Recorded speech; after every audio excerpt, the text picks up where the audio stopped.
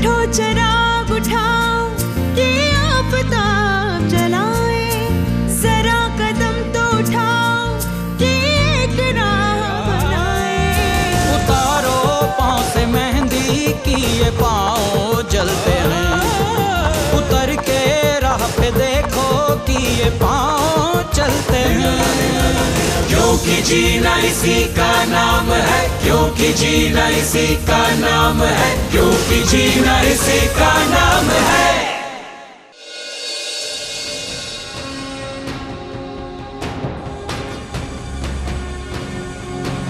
लाला, ration नहीं है। हमारी बात तो सुनो।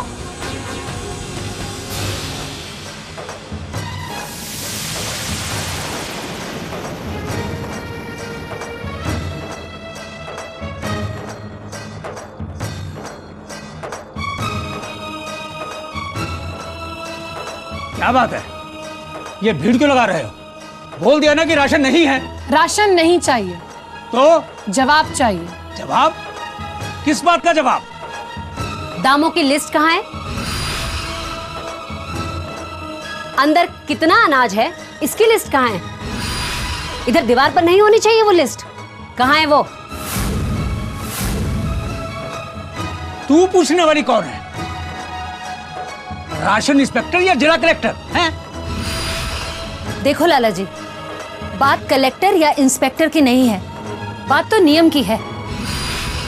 राशन की दुकान पर शबनम ने जो कहा है उस सामान की लिस्ट यहाँ लगी होनी चाहिए। और इसके अलावा पंजीकरण नंबर, दुकान का पता और राशन दफ्तर का फोन नंबर एक बोर्ड पर यहाँ लिखा होना चाहिए।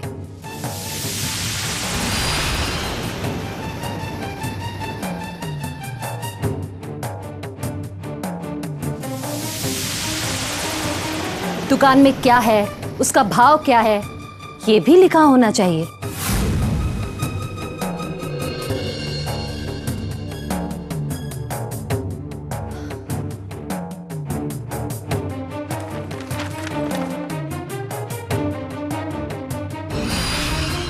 ये यहाँ पर अच्छा लगता है, लेकिन इसके बजाय यहाँ पर राशन इंस्पेक्टर का नाम, उसके आखिरी दौरे की तारीख एक बोर्ड पर लिखी होनी ज्यादा जरूरी है। देखो लाला जी, सरकार करोड़ों रुपए सार्वजनिक वितरण प्रणाली पर खर्च करती है कि आम जनता को सस्ते दामों पर अच्छा अनाज मिले। और जब सरकार हमारे लिए इतना सब कुछ कर रही है तो हम सबका ये हक बनता है कि हम देखें कि ये सब सही ढंग से हो भी रहा है या नहीं। राशन कार्ड है हमारे पास, लेकिन हम ये जानना चाहते हैं ये दुकान सरकारी नियमों में दिए गए दिनों में खुलती क्यों नहीं है? ज्यादातर बंद क्यों रहती है? और जब कभी खुलती भी है तब हमें हमारा राशन क्यों नहीं मिलता?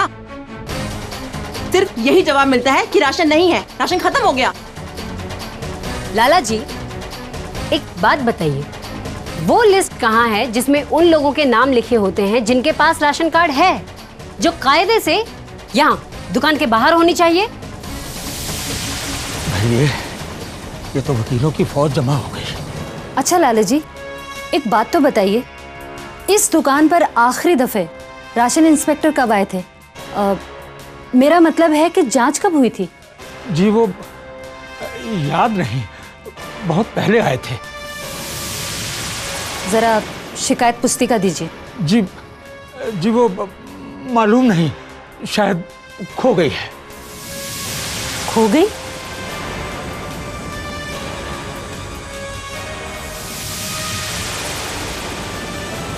तब तो कुछ ना कुछ करना होगा।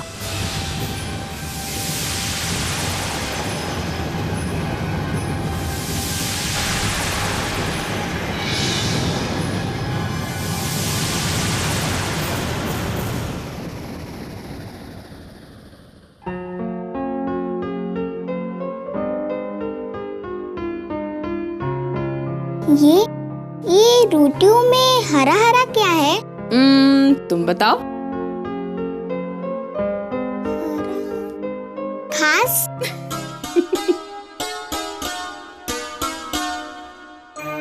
घास भी तो हरी होती है ना? चल हट, रोटी में भी कोई घास डालता है क्या?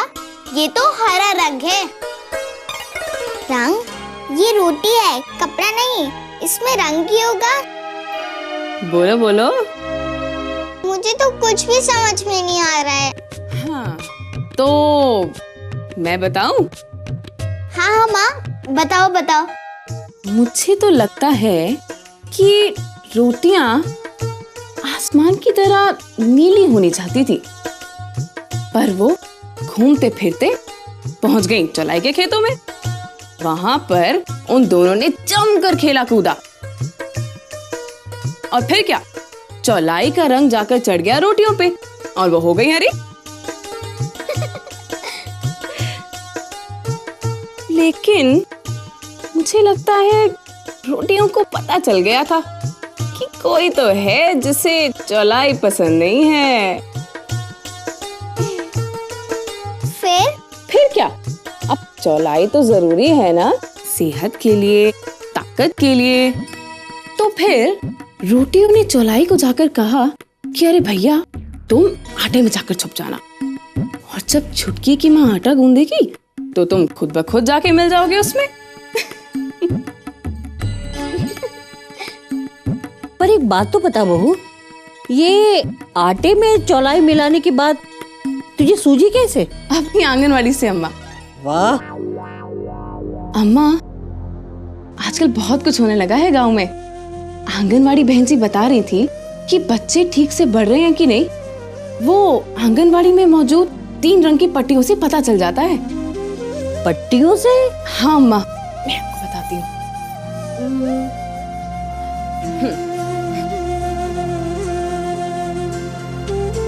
अम्मा, ये देखिए, लाल रंग की पट्टी का मतलब बच्चे की सेहत बिल्कुल भी ठीक नहीं है, और ये पीली रंग की पट्टी का मतलब बच्चे की सेहत मामूली सी है। और अगर पट्टी का रंग हरा हो तो इसका मतलब बच्चा एकदम तंदुरुस्त है। हाँ भाई, हमारे बच्चे तो हरे भरे होने चाहिए। कैसे? बिल्कुल चौलाई की तरह।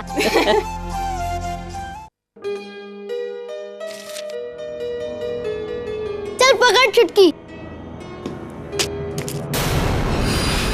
राजू, छुटकी, तुम लोग कहीं और जाके नहीं खेल सकते क्या? देख रहे हो ना मैं पढ़ रही हूँ। कोई फायदा नहीं है पढ़ने का। क्या बोला तूने? क्यों फायदा नहीं है पढ़ने का? मुझे अच्छे नंबर लाके पास होना है। पास होकर क्या करेगी? परीक्षा के बाद तो तुझको और मीना को घर पर ही बैठना होगा, क्योंकि 5वीं के बाद तो अपने स्कूल में कोई कक्षा ही नहीं है। क्यों छुटकी, है कि नहीं? चल तू पढ़, हम बाहर जाके खेलते हैं। चल छुटकी।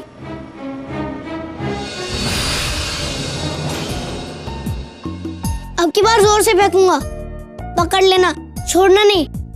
ये पकड़।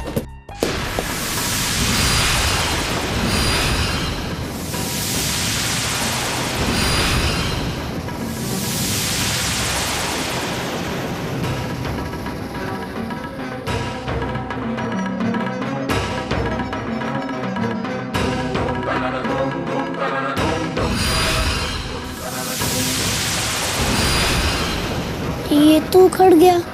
माँ ने लगाया था।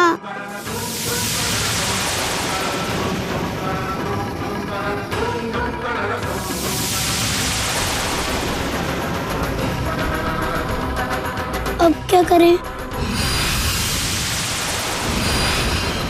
कुछ तो हमें करना पड़ेगा सरपंच जी। बच्चों की परीक्षाएं बस होने ही वाली हैं, और नतीजे आने के बाद बच्चे नई कक्षाओं में तो जाएंगे ही, और हमारे पास वक्त भी बहुत कम है। पर 5वीं से आगे कक्षाओं को बनने में तो भी समय लगेगा। तब तक तो बच्चों को इंतजार ही करना पड़ेगा ना। हाँ, पर ये उनके लिए बिल्कुल ठीक नहीं होगा। बच्चों की एक बार पढ़ाई छूट गई तो छूट गई। हमने बहुत ही मुश्किल से लड़कियों को स्कूल भेजने के लिए उनके माँ बाप को मनाया है। कहीं ऐसा ना हो कि आगे की कक्षा बनने में वक्त लग जाए और वो सारी मेहनत बेकार हो जाए। और लड़कियां पढ़ाई ही छोड़ दें।